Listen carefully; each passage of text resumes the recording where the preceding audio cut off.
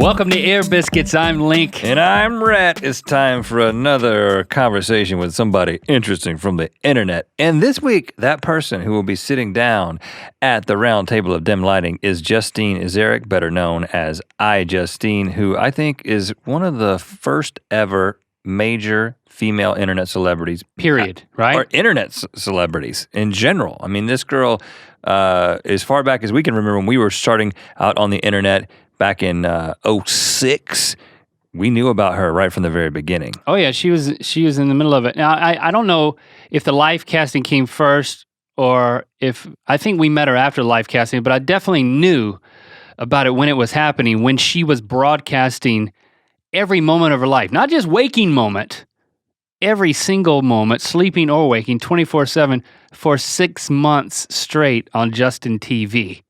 Right.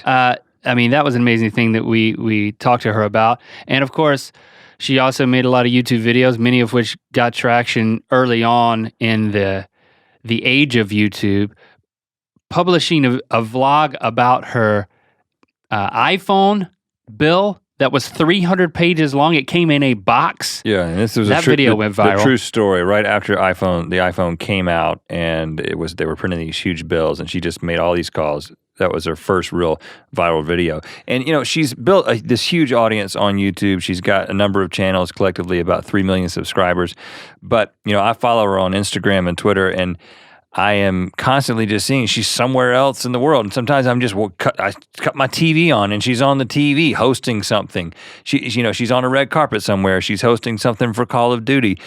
She's making an appearance on Law and Order or something like that. So, she's everywhere. Or on her YouTube channel, vlogging from Iceland most recently. She made a cameo in our I'm a Techspert rap music video. And she also made a cameo way back in the day, one of our early music videos, I think it was 2008, the Dead iPod song. She basically is she opens that whole video up. That's right. I think our very first collaboration was with Justine. You know, the first time we ever collaborated, before anybody called it a collaboration, we just said, we're just gonna work with you on this. You don't think the word collaboration was used in that context? Everybody talks about, who you collabing with now. I mean, they didn't talk about collabs. We were just like, yeah, you wanna be in our video? We'll get views, you'll get views, it'll be great. We actually released the video on her channel and our channel. On the same day. Trying to figure out what was the best way to go about this thing. But I mean, when she was on the Techspert thing, the Techspert shoot, it was basically the next day or two she was off to Iceland. And right. So to your point, she's always somewhere. We talked to her about that, just about what her life is like now.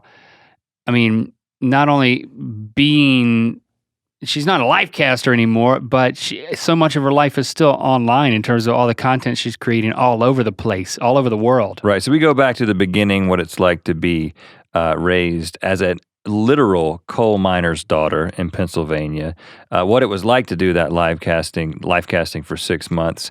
We get into talking about some old boyfriends and some current boyfriends, boyfriend singular. She has one boyfriend now. And Ryan's also an online personality. So there's a fascinating dynamic there of where they draw the line between their personal relationship and their public personas, and just her public and private persona between Justine and iJustine. And we talk about what it's like to still be in this YouTube game after 8 years on the platform. So here it is, our ear biscuit with Justine.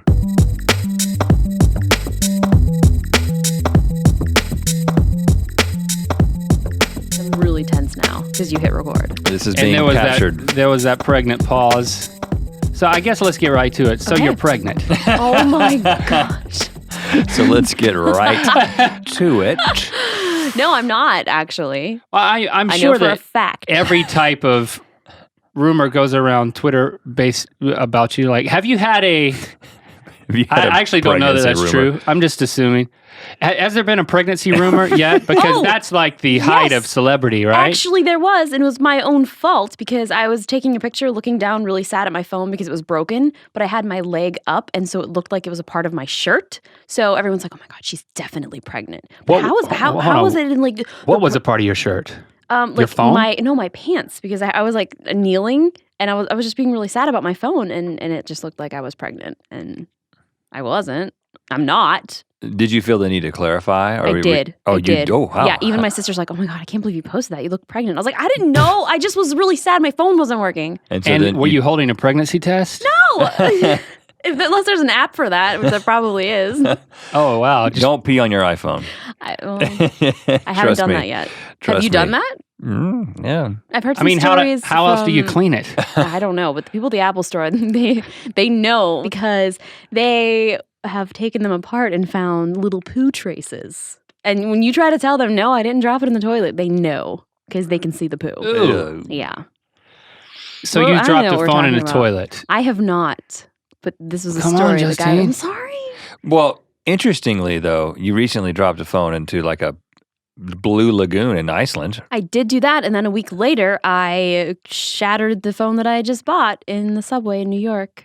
So it was really fun. How did that happen? I had a suitcase, and we were doing the scene where I was walking down to the subway, and I didn't realize that my phone was on top of the suitcase, and I also had nothing in the suitcase, so I was being an idiot and was like, "Look how light my suitcase is." So it was a prop. Basically, yeah. So, but the phone was not the prop. It was on there, and it went flying up like 20 feet and just flew down and just shattered. How many phones have you been through? A lot. Just give me a ballpark. Oh, I don't know. I mean, I can't count. Because I think Like it's an uncountable number? No, I mean I've definitely had one of each phone that has come out, and then a couple of each. So there's always with each model of So iPhone. 10. That would be 10. Well, it's definitely more than that. Really? I've definitely had more. Yeah, I've had some problems. And you kill all of them.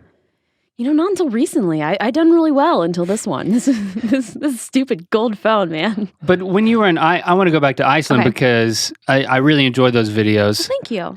It made me want to go. You should. I really want to go. You have to. I'm not going unless Ben Stiller goes with me. You should have put that in your contract. But hey, I don't negotiate for you. You know, it's okay. You did actually go though. That wasn't I on green did. screen. No, that was actually real. But it was kind of crazy because me and my sister went and saw the movie. And when we left that theater, I was like, we have to go to Iceland. We have to. And then it just randomly happened whenever the DVD release was out. Fox had emailed me and was like, hey, we need somebody to go to Iceland for a movie. And I wrote back like all capital letters. I didn't know this dude. I was like, is it The Secret Life of Walter Mitty? Count me in. Had you tweeted or made anything public that you were a fan of the movie? I did, but I don't think they even found it from there, which is weird. So I don't know. But you were in this huge, we're like in this snowy terrain with this.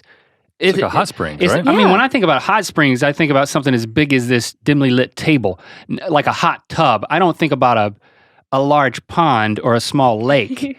But that's what you were in, right? Yeah, it was like this massive pond, and everyone thinks Steaming. That yeah, it was so hot. It's like from like the lava rocks, and everything there is all geothermal. So Right. they don't pay for heat because it's all just natural. But it's so hot in there. It's actually blue. Like it is really blue. But it's all like minerals. So as soon as I dropped my phone in, which I had a life-proof case on, so I don't know what happened. I think it might have been actually too hot. The minerals ate through the case.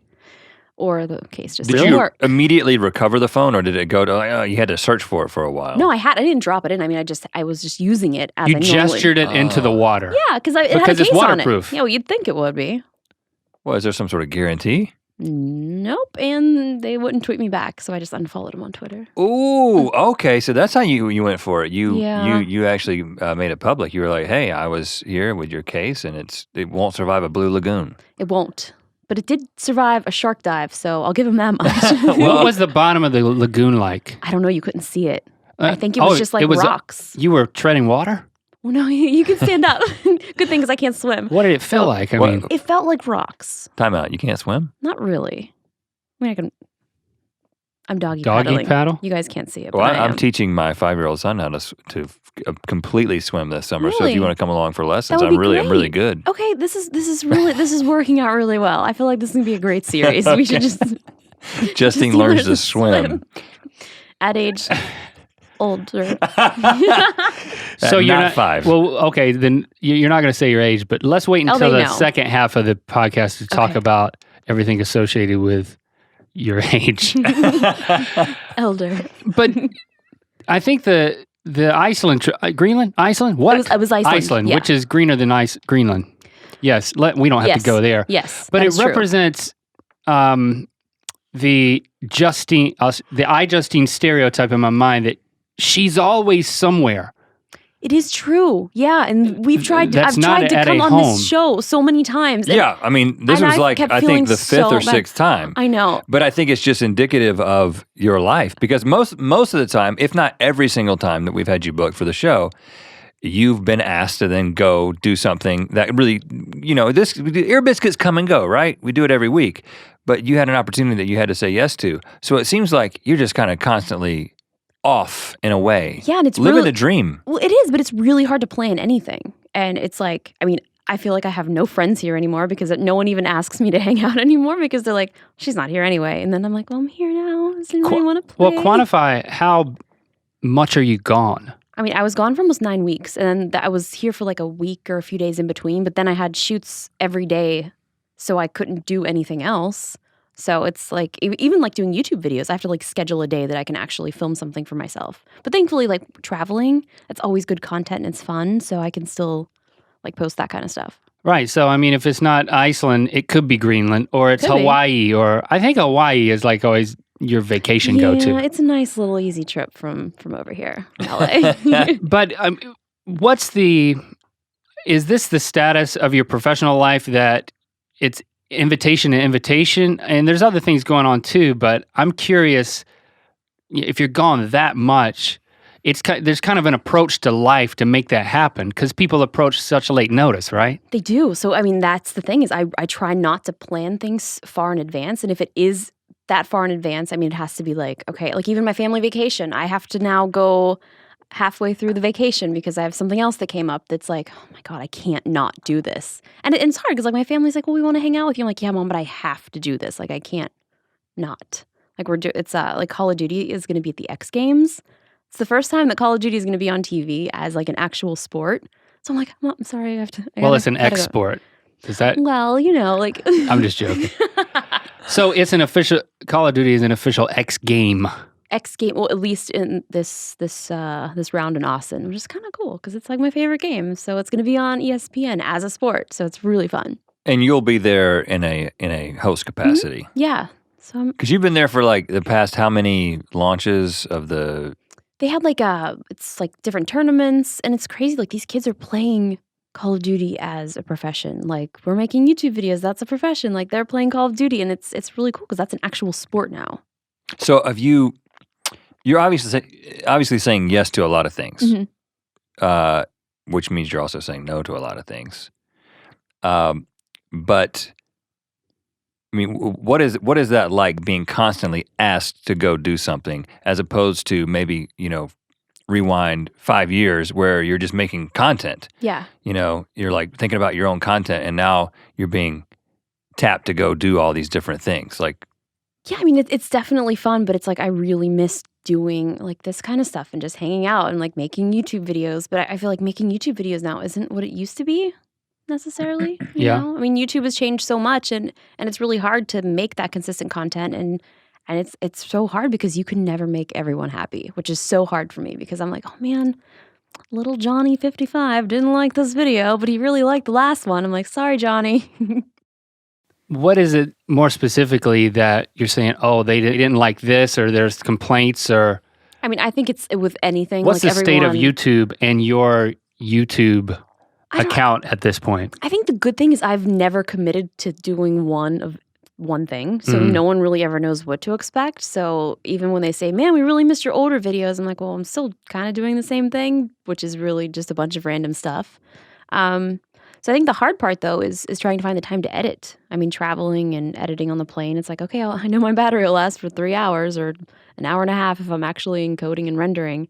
So I think that's the hard thing. And I know a lot of people have editors, but for me, like my content is so personal to me and to my audience that like no one can ever just edit it just right how I would. Even though it's not like these intense, crazy edits, it's like I want it to be like I did it. Have you had editors work for you and you said, you know what, this is just not working because of that lack of the personal connection? I mean, I've had some people edit some things and I'm like, why did you do this? And then I'm like, well, here, why don't you do this or this or this? And then at that point, why don't I just do it myself? And it's already done.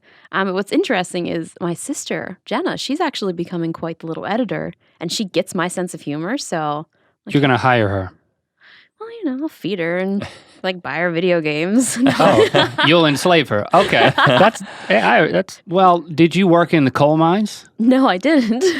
And that would sound like there's people thinking, whoa, that sounds, I don't know what the coal miner version of the stereotype is. But when you're in Pittsburgh, your dad's a coal miner. Yeah, is what I'm getting at. Yeah. So No, he's retired now. The question is founded in reality. Yes, it's not like an insult. And it's like his dad was a coal miner. Like it's just that's what you did. You're literally a coal miner's daughter. Yeah, isn't that like a movie unreal. that I haven't seen? There's like, did your dad it's a whole come album. Did you grow up? So you weren't in the coal mine as a 10-year-old. No. Which Rhett is saying would be legal, but was it the type of thing that?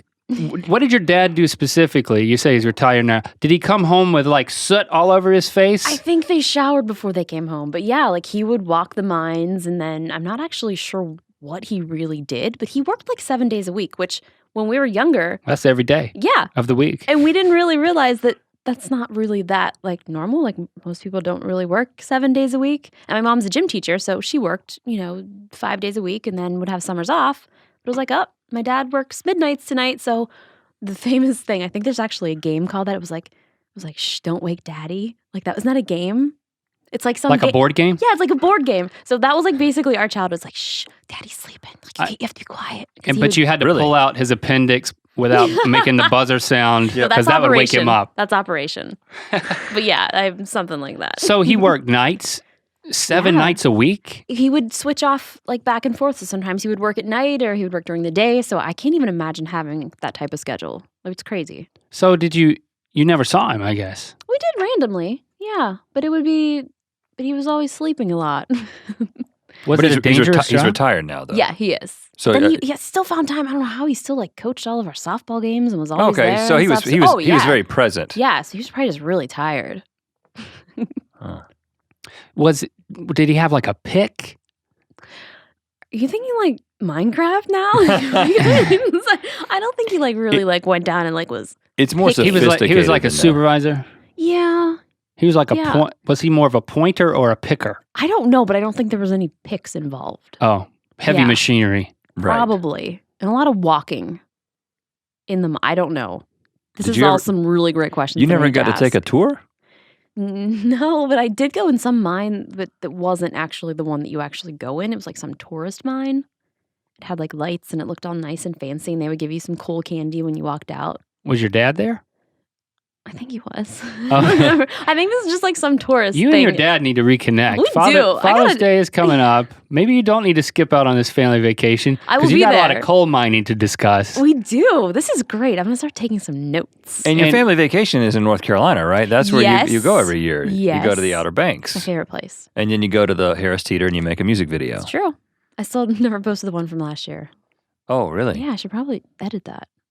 It's You sitting in a folder on my desktop and I look at it every day. Every day for a year. Pretty much. And your mom was a gym teacher, you said? Yeah, she still is. And sometimes I'll get Instagram comments or YouTube. They're like, hey, your mom's my gym teacher. I'm like, hi. How's it going? So does she wear like softball pants? What kind of gym teacher are we talking about? What kind of pants does your mom wear? They're like, she's very specific about her pants. She loves like the swishy pants, and they have to have like an elastic band, and they have to have pockets. Trust me, we've shopped, and it's very hard to find those for warm-up Christmas. pants. Yeah, like warm-up pants. But they have to have a matching jacket. Are they tapered on the bottom?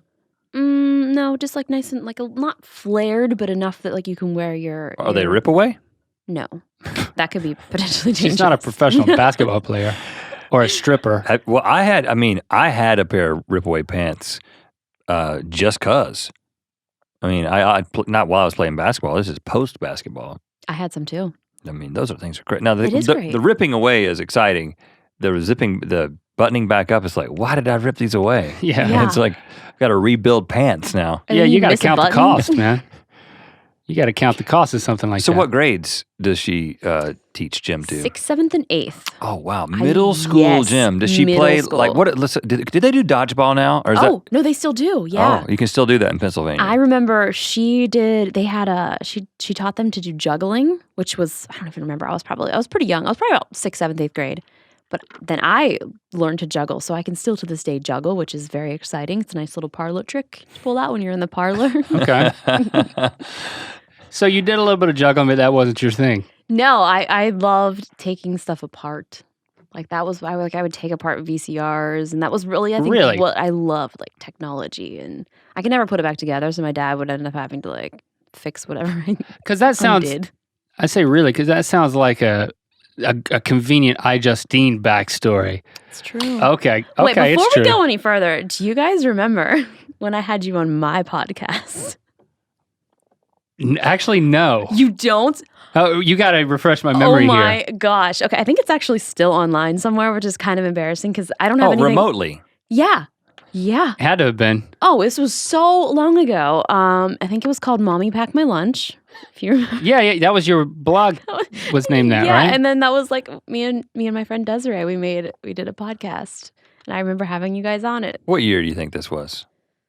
2007. 7 or 7? I think it was earlier than that because I was still in Pittsburgh and had no idea that I was ever going to leave. So this, I think, was early. That was Rever days. Oh, definitely Rever days. 06. They still owe Okay. me $20. I'm so pissed. So we need to explain. Rever was an early competitor to YouTube. I don't even think it was Where- really even a competitor. Well, it did Really? the same thing, except you got paid for views back before YouTube partner program, before they would pay you for views. So there was I remember we made a conscious choice to put our videos on Rever, and we didn't really worry about YouTube because there was a revenue model there that we could potentially make some money.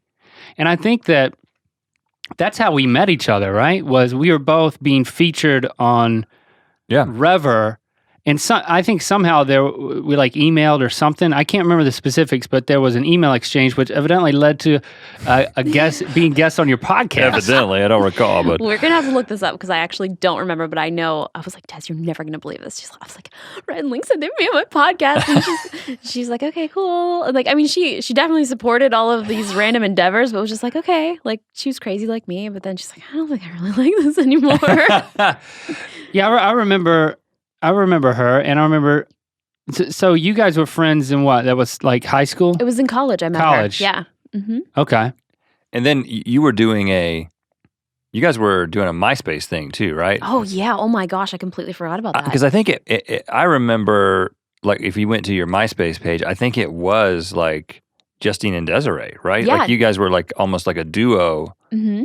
That's how you were presenting yourself on MySpace. Yeah, I think, well, I mean, I had like my own MySpace, and then we had like Des and Justine, and then our, I don't know where it even came from, but it was like Mommy Pack My Lunch. That was like our like website together, because I don't even know why. We liked sandwiches and paper bags, and we liked lunch. Yeah. So, And mommies. yeah.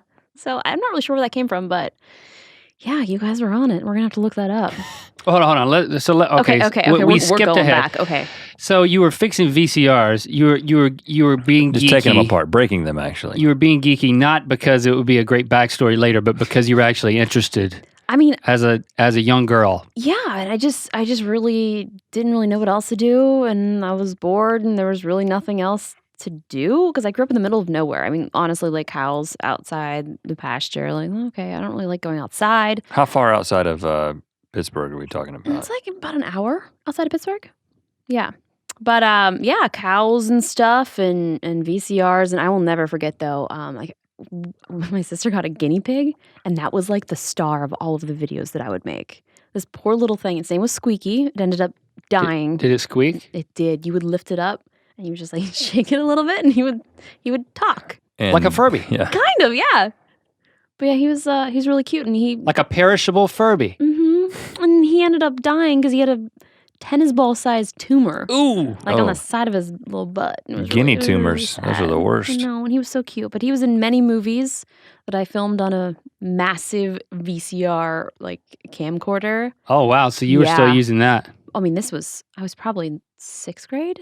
Oh, No, okay. Probably maybe 5th grade. Mhm. And you were Real the early. oldest child. Mm-hmm. So does that mean that you were kind of, I'm in charge here? I'm like, because you had 2 younger sisters. Yeah, I think I was, I would make them do whatever I wanted, and I would beat them up until they became bigger and stronger than me, and then they beat me up, and then I stopped. But you'd Being made the abusive. decision to include the guinea pig as the star and not your little sisters? Yeah, Or I were guess they were kind of young then, but I mean, the guinea pig was just there, and it just was a better actress. And you didn't turn the camera on yourself because no one did that. No, I did sometimes. It was too heavy to hold it That's and true. turn it on yourself, Yeah. right? And I think I don't remember if we had a tripod, but I think it's just like set it on the table and Yeah, table. do stupid things. But yeah, I think I've been doing that forever. So your Not much parent- has changed. Your parents still have drawers of these guinea pig videos and your earliest, We do. creations? We do, yeah. They're somewhere. So those have to be found. but you have not found or digitized any of this. Haven't. This is some good stuff. Okay, you should also do that while talking to your dad about coal mining. Dad, tell That's me your everything. project. I'll do that in family vacation. So when you were making the guinea pig videos, did you think this is what I want to do when I grow up type thing? Or is it just a kid having fun? You've got a camera and you've got a guinea pig, let the fun ensue. Yeah, I think I was just having fun. And a lot of this too, even how I started doing this is I can't remember anything. Like I have the worst memory ever. So I started filming like vlogs and just videos before they're even called vlogs, just because like, oh, this was a fun thing. I'd like to remember it. And Like at what point are we talking about? Are we talking college? no, You this started is filming skipping vlog. forward. So I think that would be, but even in high school, I mean, I was taking photos. I had like a daily random photo site. So I would just post a photo every day. And this was still HTML. Like I was coding the forward and the back page and creating each separate thing. So there was nothing at that time that you could even do that with. So I just did it myself. And it was kind of a personal project website, or were there like your friends were looking at this? I mean, like my friends were looking at it. So I get like 100 views or something from like around, and somehow it was found on the internet. But it was just more for fun so that I would remember things that we would do. So what else did you do? Like what was the high school Justine like? She was really cool. She She was. had like so many friends. Did she have lots of boyfriends? How did that work? Were you like, I always have a boyfriend, or I have one boyfriend for a really long time? I did have one for a very long time. What was his name? Josh.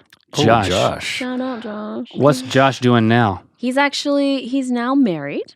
I haven't talked to him in a while, but he's a great guy. Very, very nice. High school boyfriend, High long school term. boyfriend. How mhm. long did you date Josh? Oh man, this was, jeez. I don't know. I don't remember. It was a while, and then we broke up, and then we started dating again, and then some stuff. Oh, so you broke up. Yeah. Is on again, off again, or a big It- breakup, It and was then pretty big. much most of high school, and then I think something like in college. Something Oh, in happened, college. Did you little go to something. Did you go to college together? No. He was actually 2 or 3 years older than me. Oh, wow. Yeah, Older guy. Yeah, I think it was because I went to one prom, and then my actual junior prom is when I went to a LAN party. With Josh? No, he wasn't there. He was But- off in college at that He was point. off in college being, like an older man. So Being was it Josh. that you wanted to go to a LAN party, or you didn't want to go to the prom with anybody but Josh? I didn't like dances or any of that stuff. So, I mean, I went to the one prom with him just because I was like, all right, well, I guess I'm your girlfriend, so I guess I'm going to Yeah, you go to got this to. dance here. But it was fun. But I definitely had more fun at the LAN party, playing video games and drinking Mountain Dew, Okay. as you do at a LAN What party. does that mean? You had a lot of guy friends too?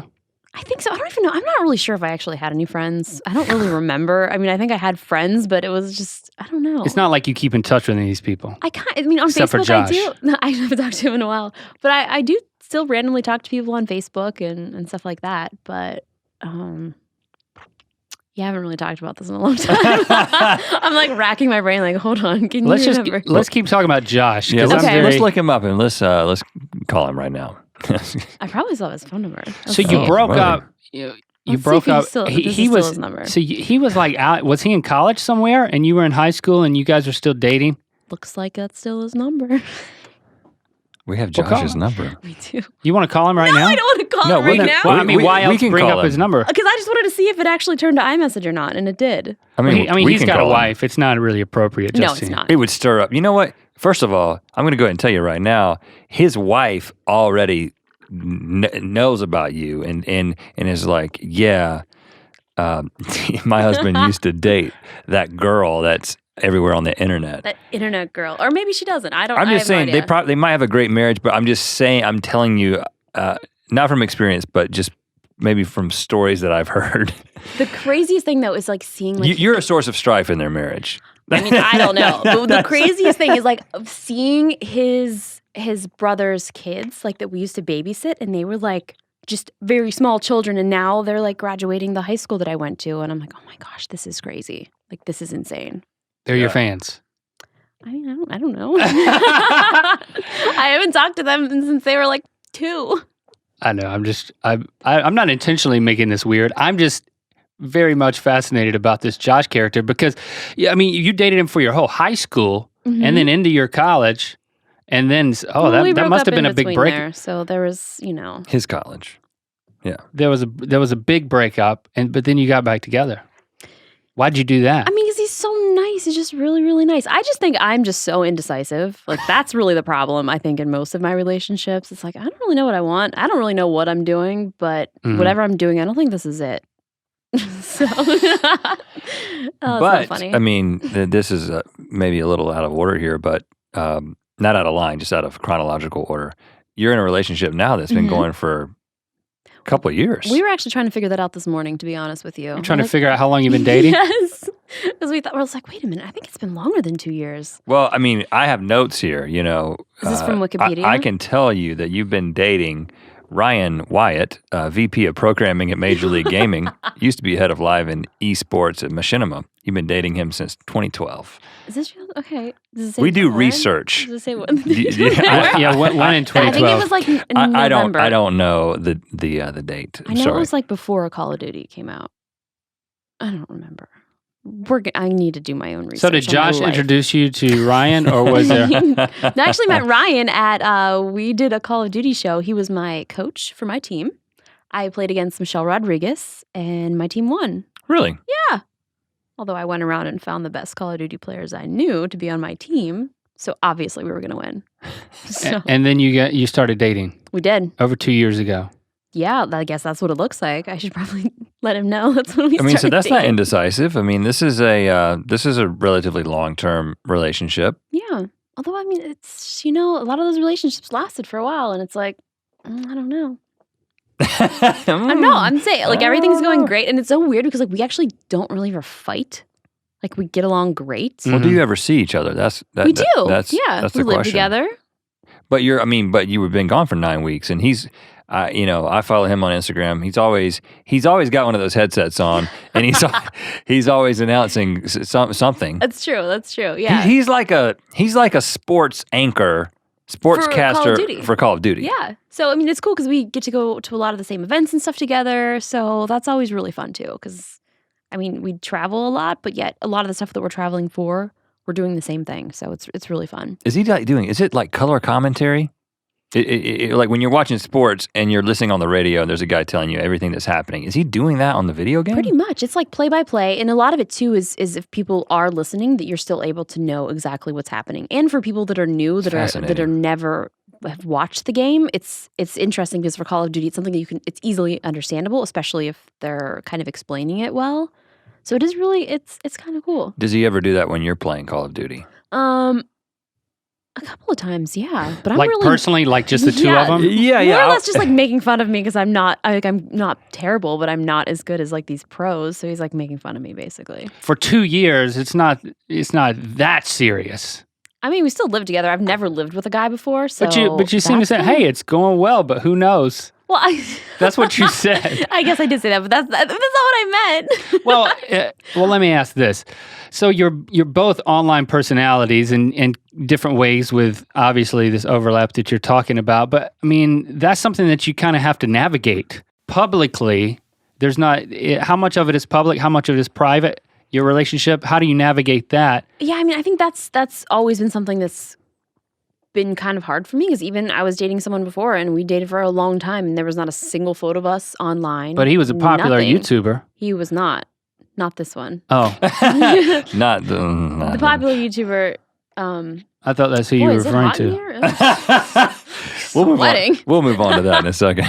But you guys made a point together. Hey, our relationship is going to be totally private. Yeah, and I mean, I'm sure I just want to try and respect his privacy too. Sure. I mean, I don't think he cares if I talk about it, but it's just one of those things that's like, what is the fine line? But he wasn't a public figure.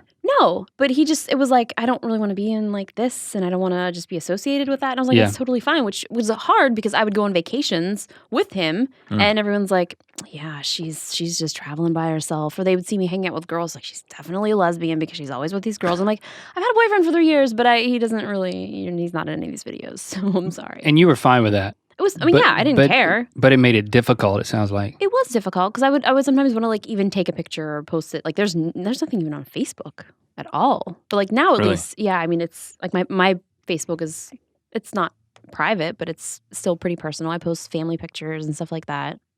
Well, I mean, my impression in following you guys both online is that you're definitely not making any effort to hide anything, but you are.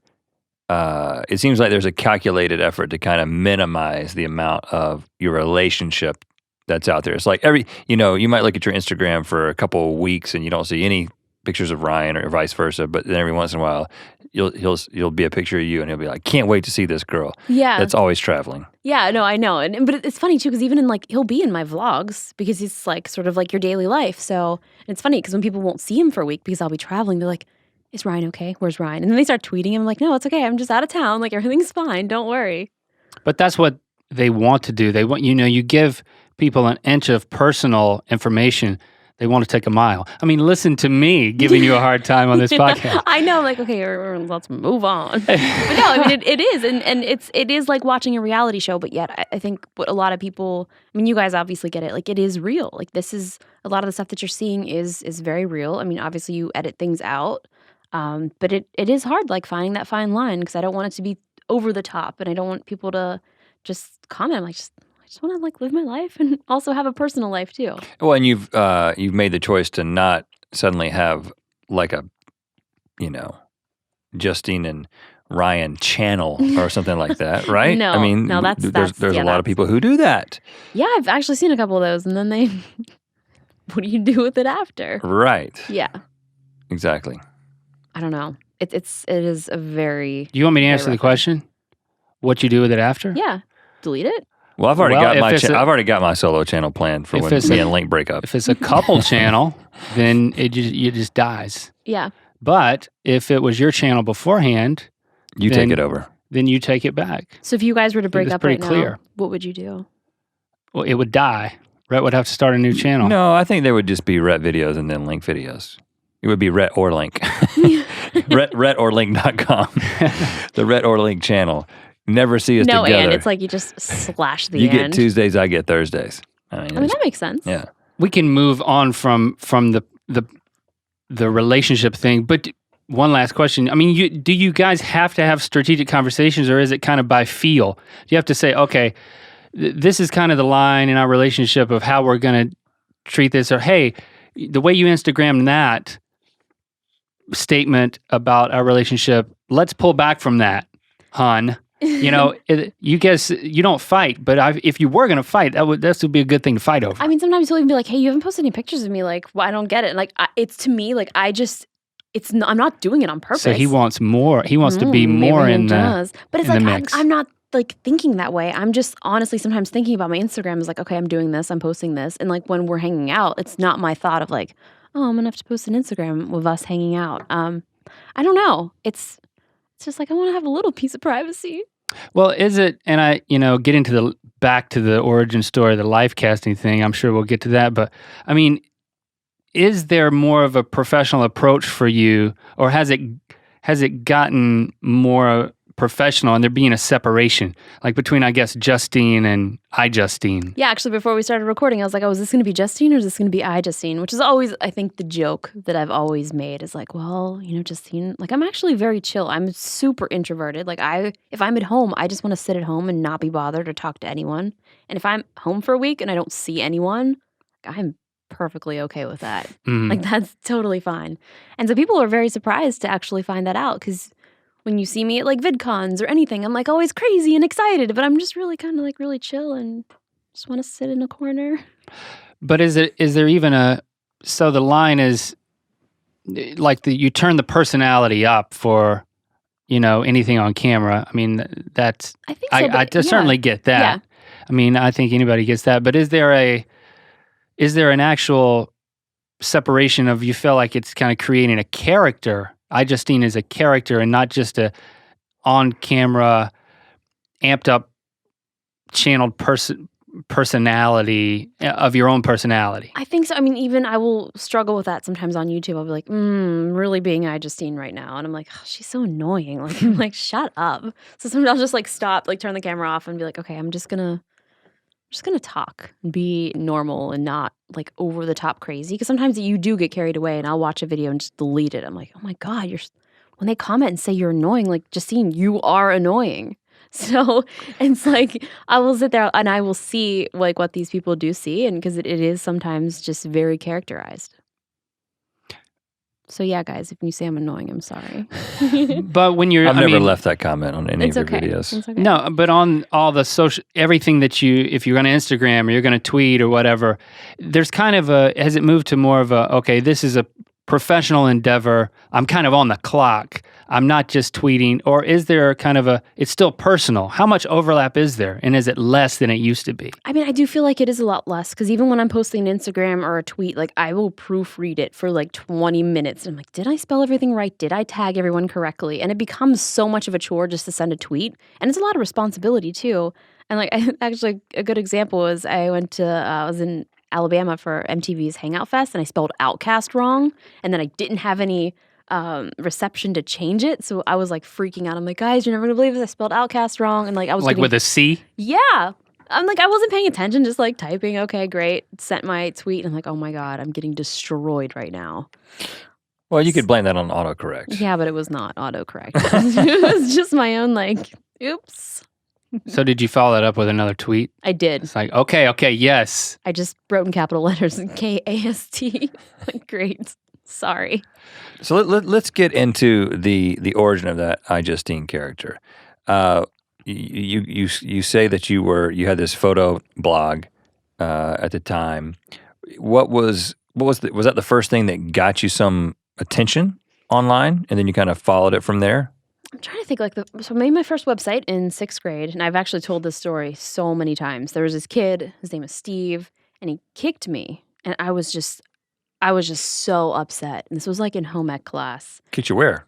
In my shins. He was sitting across from me, so it would be like you kicking me right now. Yeah, that's called flirting in 6th grade. Yeah, but no, I think we actually were like really hating each other. Like I hated him and he hated me, and I just remember us getting our seats moved, and so I went home. I was like, what do I do? How do I get back at him? So obviously cyberbullying I made an I Hate Steve website, which I don't condone doing this. I Hate Steve. Back in the day, yeah. So I made iHateSteve.com? It wasn't a .com because I didn't have any money or a credit card. So buying domains back then I don't think was really like not something you do. I think it was like iHateSteve@tripod.com or something like that. So like I figured out how to get Photoshop, and I learned like DreamWorks. I think it was Fireworks. That's it. Mm-hmm. So I would have my Mac on a 30-day trial reboot. So every 30 days I would have to format my computer. So I backed up everything on disks because I didn't know my mom wasn't going to buy me the software. And so I would just reinstall it all every trial, every 30 days. But yeah. And keep building that website? Well, that one and a bunch of them. But that was my first website. And I was like, this is really fun. I was viewing source on different websites to try to like learn how to code. So what did Steve say about this website? We didn't know about it until like a couple years ago. So it was just like for you and yourself. It was like me and my friend Natalie, I remember. Me and Natalie just making this I Hate Steve website, and I was like photoshopping his eyes red, and like just I was really happy with my work. I hate you, Steve, and your bloodshot eyes. I remember we had a scanner, so I scanned his yearbook photo in. Like, I hate you so much. Wow, Steve. Yeah. And we're you friends still now, have his actually. number. Yeah, no, we're actually friends now. Okay. Mm-hmm. Well, we're all worked out. Guilt friendship. He is actually the safety Steve in my Squatch Watch videos. He's our safety guy. Yep. Really? Mm-hmm. The Steve of the iHateSteve.tripod.whatbiz.net. I think my sister went to prom with his brother. Yeah. Wow. It's a really small town. But, I mean, things really started to happen with the Lifecasting. That was the first thing, right? Yeah, which is kind of crazy. I'm actually I started writing a book about that. It's going to be kind of like telling, like, the stories that happened during those times, and I want to Okay. like go and interview like my friends, be like, how did this affect you? Because even Des, she was like, it's either me or the camera, and she moved out. So Oh wow. it was one of Also, the okay, so you guys were roommates at the time. So how did it start? So I mean, I was still doing like all the Rever and the YouTube stuff, and still posting videos. And I was working before that. I was doing like freelance, and I loved like video production and graphic design. So I basically started making YouTube videos so that people would know that I knew how to edit, and was more just promoting myself so that I could get jobs. Okay. And then before that, I was actually working at a chiropractor. Were you cracking backs or No, I was there. I was their answering video phones? production. You were person. video production. Yeah. Oh, And before that, I worked at a graphic design house, and this chiropractor came into the graphic design place and like ordered some brochures or something, and he was like, "Hey, do you know anybody that knows how to edit video?" I was like, "Oh, this is great! Like, I know how to edit." He's like, "Okay, do you want to come work for me? I'll double your salary. Do you know how to use Avid?" I said, "No, I don't know how to use Avid." I'm thinking to myself, but I'm like, "Yeah, I know how to use Avid. This is great." So I like quit my job there, went and worked at this chiropractor the next week, taught myself a how to chiropractor who had an Avid suite? Who is this guy? two Avid suites, nonetheless. Yeah, I'm pretty sure he's not in business anymore, and I think there's several lawsuits out against him for a lot of different things. But either way, A chiropractor who has 2 Avid suites is there's a label for that. there's a lot of things that were going on Front there. for something? Well, so he had like this sounds this kinda- media well- company that they would like make commercials for different chiropractors. So that's what I was editing. We've done that. Yeah. We've made commercials for chiropractors yeah, but before. yours were cooler. A little inappropriate. Yeah, slightly. But yeah, and then I think some of the first videos I started making was in the chiropractor's office. 'Cause Like the oatmeal video Yeah. was in the chiropractor office. that was in the chiropractor's office. Okay. Okay, so that's now the earliest video you can see on your YouTube it? channel is your chiropractor office oatmeal eating video. Edited Yeah. on Avid? I edited that in Final Cut. Okay. I hated Avid so Not taking much. advantage of the Avid Okay. suite. No. So Yeah. so you were making like comedic videos and just kind of putting them out there, and then what? The life casting thing was just that kind of happened in parallel? Kind of. I quit the chiropractor job, and I mean it was great, but I was like, this is terrible. Like I'm working 80 some hours a week, slaving over chiropractor stuff. Like we had to be there. We had to do like these training things and all this weird stuff like over the weekends. But I was like a really fast editor, so in the time that it took me to edit what a normal person would edit, I would be like editing on my laptop in Final Cut, like all these other videos. But after I quit there, I met this guy Justin in San Francisco of Justine TV, What were you in San Francisco for? Macworld. So you went as an attendee or you were vlogging? What was I doing there? Oh, I went out with there was this podcast called Mac Break.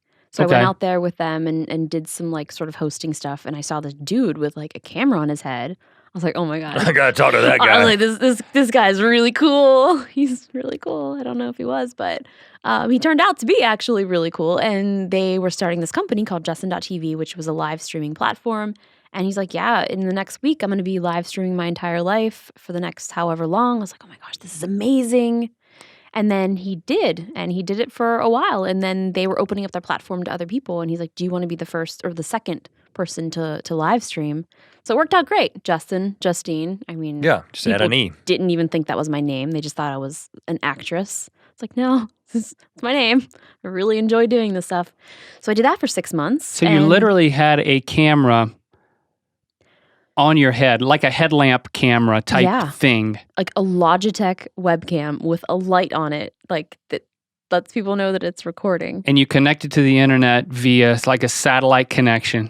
That's when Sprint had unlimited access on like their EVDO cards. So I think that me and Justin single-handedly stopped that from ever happening. So this was mobile. This wasn't just like while you're home. This was at all times, and maybe the connection was a little slow from time to time, but everything. Yeah, I mean, not everything. Let's not get too Yeah. crazy, you know. Right. So where would you put the camera when you use the bathroom? I would make it look at a picture of Steve Jobs. Which you like had outside of the restroom? No, I had a framed photo of him on my desk. Obviously. Was this branding or was this sincere? No, my friend actually got me that for my birthday one year. Okay. He's like, here you go. So that I do 'Cause still it's- have that. It's brilliant branding. I'm not dogging you for No, it. it was just on my desk, so I would always like flip it over. I'd put a note card like, "Be right back, going to bathroom," or whatever. Like, Doing something I don't want you to see. yeah, I'm doing something. 6 months, and the only breaks were bathroom breaks. And when you were sleeping, where was it? It was just sitting on my desk watching me sleep. That's Right. not creepy. You know, I remember I'd always play Tool, like the band Tool. I would sleep to that, so everybody would get a nice Tool soundtrack every night. So you didn't mute it. No, I mean, what? So if you talked in your sleep, they couldn't hear it over because Tool was they playing. probably couldn't hear it over Tool. And it was a wide shot. It wasn't like a shot of like your No. mouth and your eyes and your nose. It was a very wide shot, yeah. But I mean, I would sleep in, so they would like think I was dead when I wasn't waking up. So they would like be like calling my mom, be like, "I think she's just not okay." And what did so you already hinted at the fact that Desiree had a problem with this and said I'm out. Mhm. But what Yeah. about what went into the decision? Did you talk to your parents about it? Or they were like, Not really. I don't even remember how it all came about. I was like, "Oh, this is cool. All right, I'll do it." I don't know why I even ever agreed, but it was still kind of fun. you got paid to do it, right? No. Originally, no, I didn't, which was crazy because it was watching me like run a business essentially. Like I would take it into meetings with me and I would mute it because I was still doing like graphic design and web design and video stuff. So I would take it to a coffee shop and it would watch me like edit. What do you tell like, people? Design stuff. I mean, it wasn't that obvious because if I was at a coffee shop, it just looked like I had just a hat just sitting there and they didn't realize there's a webcam on it. And you were filming them. Yeah. Oops. But it's, I it's not as wrong when you're not getting paid for it. Yeah, I mean, and it wasn't on my head. Like, it was just, like, I would take it off my head and just sit it on the desk. So it would be looking at me. So it wasn't you just did it because it seemed cool. I mean, Yeah, I don't- the concerns of of privacy and quality of life, these were things that Quality of life. I didn't even think about it. I was just like, this is a cool thing. And that's when I first started doing, like, the video and editing, and it was really fun. So I was like, oh, this is great. I don't have to edit anything. It's just live. Yeah. So for 6 months, you by and large loved doing it, or how far in were you like, oh, mistake? Yeah. It started hitting around like the 3-month point, but then I was like so invested that it was like an abusive relationship. I was Really? like, I love this, but oh God, I hate it. Like I would sometimes just be like, what the hell am I doing? Like even to this day, sometimes when I think about like doing a live stream, like I just get anxiety thinking of like back in the day, like just doing that nonstop. Was there a low point? Yeah, I think I had a few low points where I would just like unplug and just start crying because I mean, it's such an emotional overload of people constantly judging you. I mean, just nonstop all day long, just having something to say about you. Oh, And you yeah. can look at this chat Yeah, at all times. yeah, at all times, and I'd be like, oh God, I think that I'm this or I'm doing this or whatever, and I'd have to be so careful. Like if I'd make sure I'd wear like a shirt that was like pulled up at all times. Like if I wore a tank top, I have to be so careful because you never know. Because if something happens live, like it's live, it's there forever. And something that I did find out Did something about like that this- happen? No, thankfully. I don't know how it didn't in 6 months. But one thing I did learn is that there are sneeze people. There are people that have sneeze fetishes. So there's like, And what do they say when you sneeze? I don't know. in the chat? Well, they do it again. They love it. Like they love it. And there's like compilations still to this day on YouTube of just all my Justine.tv sneezes. Really? Yep. I guess, So you know, if whatever it you guys takes. are into that kind of thing. But you're okay with it. I mean, you're not. It's not like you're creeped out by the sneeze fetish people. It's No, I kind love of it. you It's kind great. of. Every time I sneeze, that's what I think of. So it's kind of, You're like, oh, I should have recorded that. oh man, For somebody those would have liked guys. that. And the feet people, lots of feet people. Oh, yeah. Yeah. Because they would sit around. Sooner or later, they'd see your feet, and there it is. It's Yeah. It's on the feet wiki. I got one of those. I'm sure you guys have one too. You just probably haven't looked it up. But you would turn it off and break down crying, There was definitely some points, yeah. and where you I would do lost a that. roommate over it. I did, yeah. Because I definitely made a conscious decision. I was like, this is what I'm doing. Like, I'm going to do this thing. And she just wasn't really into it. I mean, we're still good friends. Like, I love her. And she still is like, I can't believe you're still doing all this crazy stuff. Right. I mean, so you did the life casting thing, and that stopped after 6 months. Was it during that that time that you started having some of those initial YouTube videos break out? Was that all the same year? Actually, at that same time was when the iPhone bill happened. Okay, the 300-page iPhone yeah, bill. so what was kind of crazy is as that was all happening, that was all still being live casted. So the camera would come with me to like to satellite interviews that would go to wherever, like Australia and stuff like that. So it was a really crucial time because it all happened sort of right there, and it was all live casted. And how big did the iPhone bill go? It was I think it was 300 pages. So and how big did the video go? I mean, in terms of... That's actually a good question. I think there's only like 3 or 4 million views on YouTube, but then I remember on Yahoo it had so many more, and then MySpace it had so many because it was just featured everywhere. Right. So all of those other sites had actually tons of views, and even on Rever. Rever. That's where they still owe me some money. I was so sad when Rever shut down. I had no idea because I would have downloaded all my old videos. Oh, wow. They kept sending warnings about that. Really? They were like, we're shutting down. Download your videos. Are you serious? Yeah, we downloaded all ours. No, no, we didn't. M4Vs, I remember. Really? Way back in... I guess I do remember that. I did not get the email. Maybe I'm just bad at email, but I'm very sad about it. So you were getting all this press for this huge iPhone bill. You cried in that video, right? No, she cried into Steve Jobs. Oh yeah, I did. That was right. I did cry about that. No, I didn't cry in the iPhone bill. I did cry about Steve Jobs, which was that video. Good choice, by the way. If you're gonna only cry in one. Yeah, but the thing is, I posted that on my iPhone channel, which is like, honestly, I only wanted that video to be seen no more than 15,000 times to like my hardcore fans that know how much Steve Jobs meant to me. So it was more just like a reaction. Like that was honestly real. I turned on the camera. I was like, I'm doing this, and posted it. And then I was like, oh, great. Front page of Reddit for Justine farting while crying about Steve Jobs. I'm like, oh my God, are you kidding? How do they find this? You farted? Well, no, I didn't. I had on like rubber boots, so it was like scooting on the chair. Like, I don't remember that. So that was the meme that was going around. I was like, and then I'm like crying, like I'm not farting. Oh my God, it's rubber boots. Oh my gosh. So yeah, that was fun. So I mean, it's widely recognized that you're not just one of the first women, but one of the first people who had this, my life is out there, I am a vlogger. Like when people think of vlogger, like, you know, we talk about this, you still can't type vlogger into your word processing application and it won't accept it. It still doesn't see it as a word, even in 2014, which is just blows makes it my mind. blogger.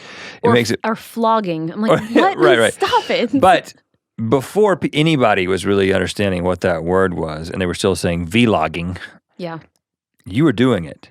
Yeah, and it was weird because I wasn't thinking that I was doing that. Like, I mean, I was blogging at the time, so that was just for me an easier way to say something because I wasn't like, well, this is so much easier if I just talk about it instead of writing it. And the thing then is there wasn't mobile phones, so it wasn't as easily to be accessible as it is now. I mean, now you're watching videos on the go in the car. Probably shouldn't be driving and watching YouTube videos. Well, you know, we had Jenna Marbles on the Ear Biscuit a while back, and she mentioned you as her inspiration. Yeah, once she decided to start doing this, she was like, I want to do what she's doing. I watched a lot of iJustine videos to figure out a game plan, basically. I mean, do you feel like an online matriarch? I mean, I think this whole table right here, I mean, this is OG. OUT, the original YouTubers. I mean, it is. And like, I mean, like Phil and like that whole like crew of people. I mean, it's so crazy that, I mean, I don't even know why originally we were doing it. I mean, I was just doing it for fun. Like I really loved editing. I still love editing. I love making people laugh and just having fun. And I don't know, there's just an audience out there for everything, which is so cool that now people are doing that. The only thing now is a lot of people are just doing it because they want to be like a YouTuber, I guess. So it's so different because we were just doing it because we really, I don't know, we're just having fun. Yeah, it's interesting that, you know, that first and second and sort of, you know, those first couple of waves of online entertainers, we all did it because it was just this new and exciting thing. And I mean, that can't happen again. It's going to happen with some other medium, right? But it can't happen again with this. It's pretty cool to think about that, is that we literally were doing it for just to see what would happen. Yeah. Right? Yeah. And it's interesting because I've kind of seen that happen with Vine. Like a lot of these Vine Mhm. kids, like it's so crazy because they were doing the same thing. Just, oh, this is cool. I can make a really cool video in 6 seconds. So it's kind of cool to see sort of that same community like happen over there on another platform. And I got to meet actually recently a couple of them. I'm like, wow, you guys are so cool. Like this is awesome. Like it's a whole another thing. And it was like, it's been so long since I felt like that feeling of like the original YouTubers. And like I Mhm. can see it with them. And I'm like, this is awesome. So it was really exciting. Yeah. I mean, you say 8 years ago that was you on with streaming and with YouTube in its beginning phase, and so now fast forward to the present time, and there's a struggle to maintain relevance. I know for us, it's true of all entertainment, but I feel like everything is so accelerated on YouTube and online that there's so many more people coming in. A lot of people are saying, okay, now I can make a living at this kind of thing. So it's competition on one hand, but it's being around this long. There's a challenge to continuing to rise to the top. Yeah, and I think that's hard. And it's funny about like the Vine. Like, so it took us, I mean, what, this is like 8 years later. So for them, I mean, that happened in less than a year. So it's like crazy to see Right. like that platform just rise up and all of these new people just kind of pop up out of nowhere. And then even for them, it's interesting because the transition doesn't transition that well over to YouTube. It's like two completely Yeah, separate, sure. different audiences. But how is it for you at this point with everything that's happening on YouTube and the landscape here and the difficulty it is to keep getting views, maybe the views that you could get before? How do you interact with that? What's the strategy? Is it okay, there's a hosting component to what you do now that's independent of your YouTube channel? Is there a struggle there? Is there a frustration? I think the frustration comes from knowing that I'm posting stuff and knowing that there's subscribers there that will never see it. And why? I mean, I don't know. Is that a YouTube thing? Is that what? It's like people still every day like, when are you posting a new video? I'm like, I've posted like 20 this week. Like, do you guys not see any of those anywhere? So I think that's the hard part is just knowing that like you've worked so hard to get this audience and you don't have access to them. And I think that's the struggle. It's like, I mean, I know I'm posting stuff. I'm like, no one is, why are you guys not seeing it? And I even talked to the audience directly. And I'm like, why did you guys not see this? And I know there's another crazy thing because I will post something on Facebook and I will see like the impressions of that post, which nowhere near will reflect anything on YouTube. So I'm like, did anybody watch it? Like, what does that mean? Mm-hmm. Because, and then if I post something just directly on Facebook, I can actually see how many views that gets. I don't know. Something's going on. There's a conspiracy, guys. Need to get to the bottom of it.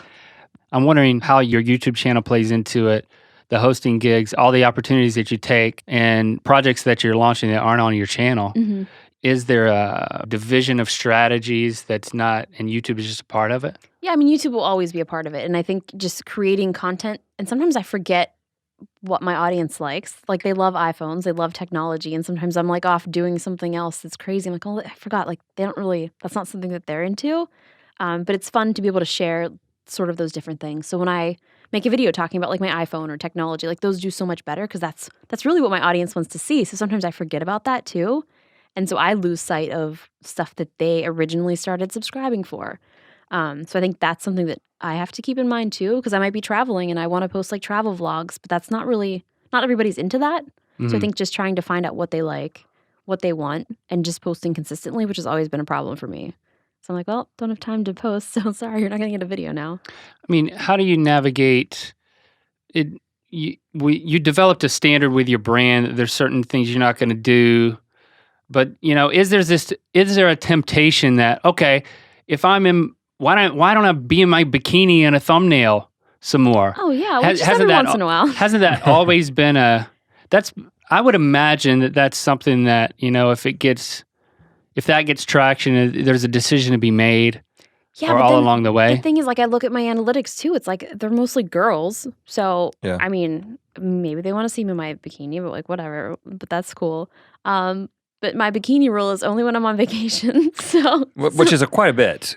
Yeah. Quite a bit. Sometimes, Well, has the has the fact that YouTube is frustrating for lots of different reasons, right? I mean, the YouTube audience can be very fickle. They can get tired of certain things. There can be technical glitches that you're kind of talking about. There's all kinds of frustrations involved with it, and it also just, 1 year is a decade. So in having almost done it for a decade, you've like lived several lifetimes online, right? But there are all those frustrations involved related to YouTube.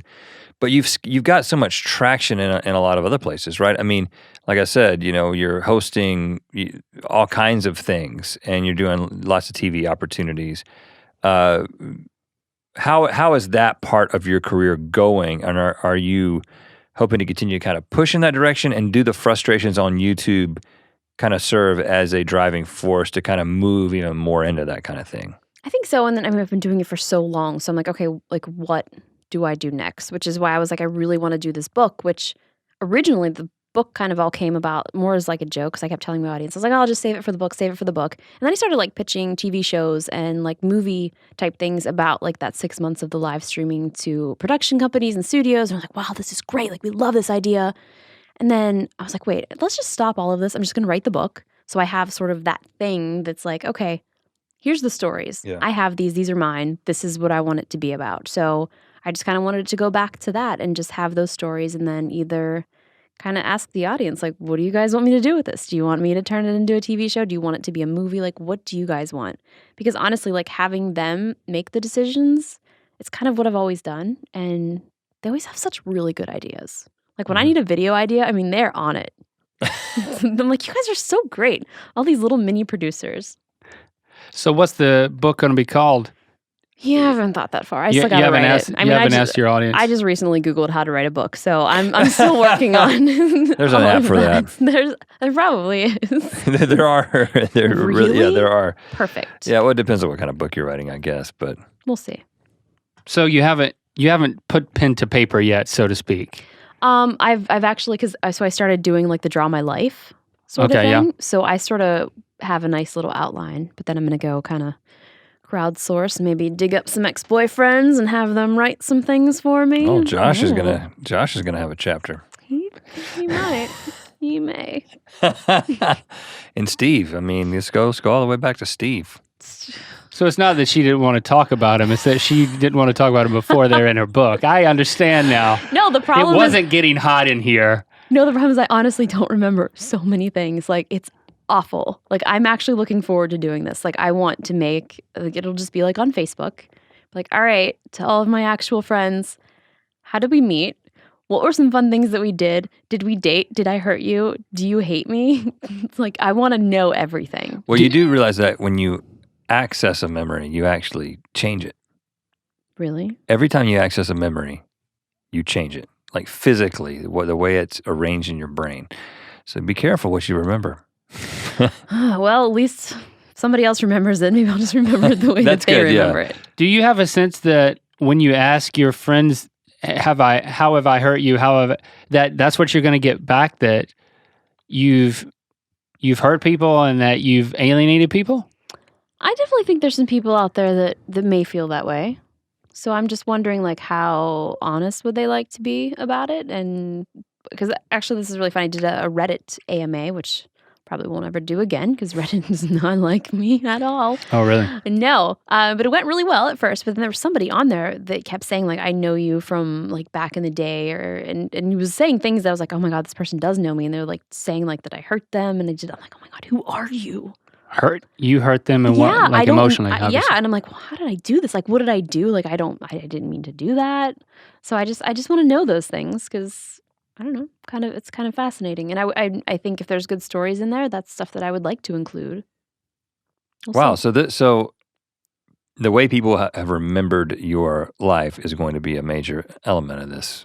Yeah, and like how I've affected a bunch of like my audience. I mean, I know there's been so many kids. I think that not just me, but like YouTubers in general have really changed their lives. People have said they've watched us in like hospital rooms and we've got them through such tough times. So I really want to kind of get those stories and just, I mean, I went to school for graphic design and video production, so I do have that background, but I've always never known what I wanted to do. I've never really planned anything. And I want to just let people know that like if you have an idea, if you want to do something, like if you want to do it bad enough, like you can do it. Like I'm writing a book. I don't know how to write a book. I'll figure it out. I Googled it. That was my first step. So I just think if there's something that you want to do, you can figure it out. And if not, then you don't want to do it bad enough. Well, listen, I look forward to reading it. So Yay. get to writing it. Maybe I'll do an audio version too. So if people don't like to read, you can just If you want us listen to it. write just a little paragraph about that podcast that we don't remember very well, I don't remember it either. just, Oh no, you guys will let definitely us be know. in it. I mean, the OG. I mean, I just remember finding Rhett and Link. I'm like, oh my God, these guys are so cool. Like, they're so funny. Like, and I kept telling Des, I'm like, look, we can be like them. We can do this too. And there's other 2 radio DJs in Pittsburgh, Mikey and Big Bob, who were also like my inspiration. And I kept telling him, like, look, this could be us. We could do this. This would be really fun. Mikey and Big Bob. Yes. Oh my Glad God. we have better names than Mikey and Big Oh, Bob. I was about to say that's pretty good. Oh, Well, but Bob is big. I could be Big Red. oh, Big is not his first name? No, he's just a big dude. Oh. His name's Bob. No, they're so funny, but it was like I really wanted like that duo. Like I was like, that's what I want. Like that'd be so fun. And then no one ever could hold on for come along for the ride. So Well, that Here we Lifecasting is are. quite a commitment. Yeah, right. it is. Yeah. Well, listen, before you start writing the book, you have to write on our table. Yeah. Oh, It's, Let's it's- consider that a start. It's much easier than writing Okay. a book. You don't have to Google how to do this. I don't.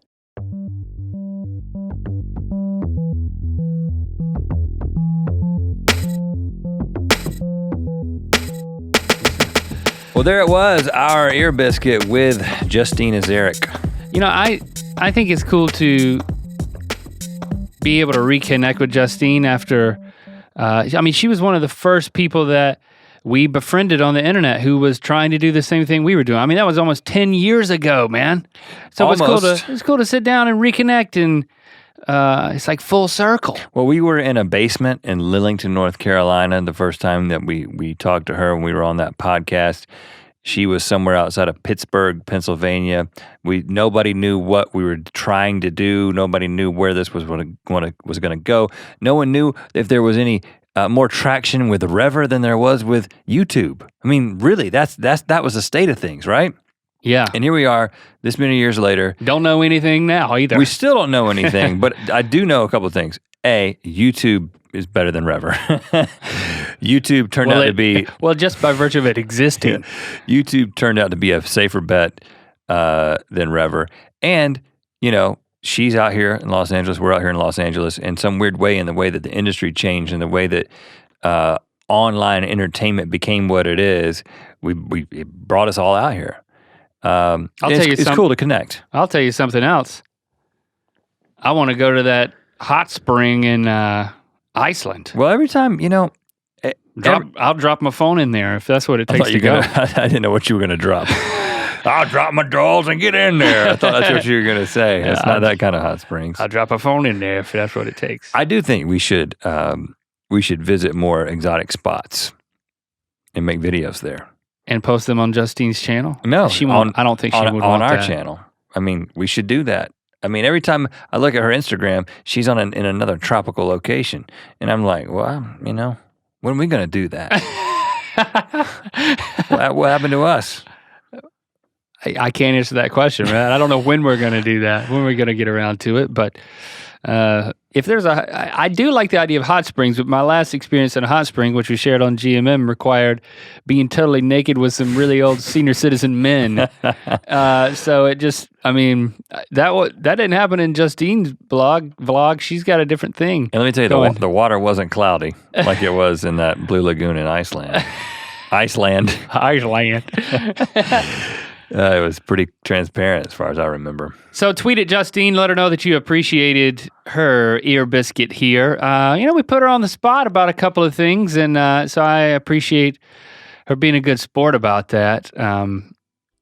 And you can also tweet at us and tell us that we're good sports too. You do. You don't have to do that. But what you could do is, if you're a fan of ear biscuits and you want to continue to hear this show every single week, you can leave us a comment or a review on iTunes. That helps a lot. Leave us a comment on SoundCloud. Let us know what you think about these biscuits for your ears. And certainly, you can hear from us next week with another biscuit of ear.